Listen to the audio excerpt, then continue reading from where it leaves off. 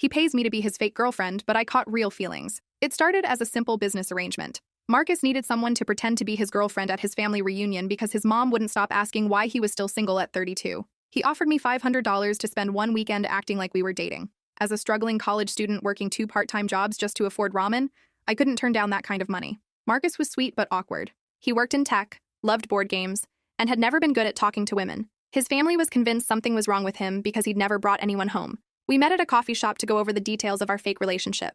Marcus had prepared a whole backstory: how long we'd been dating, where we went on our first date, even what my favorite things about him were supposed to be. He'd written everything down in a notebook like he was preparing for a test. It was endearing how seriously he was taking this charade.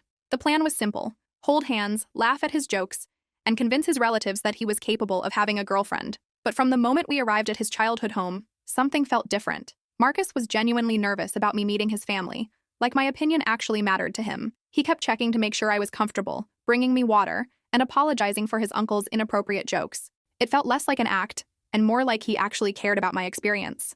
His mom immediately loved me, showing me embarrassing baby photos and asking about my college major. His little sister taught me card games, and his dad told me stories about Marcus's chess tournament wins in high school. The weird part was how natural it all felt. Marcus would put his arm around me during family photos, and I'd catch myself leaning into him without thinking about the act. During dinner, his grandmother asked how we met. Marcus started telling this elaborate story about bumping into me at a coffee shop, but he was looking at me the whole time like he actually remembered that moment. His cousin kept making jokes about when we were getting married, and instead of being embarrassed, Marcus would just smile and squeeze my hand tighter. Later that evening, we went for a walk around his old neighborhood. Marcus showed me the house where his best friend used to live, the park where he learned to ride a bike, the corner store where he bought comic books with his allowance.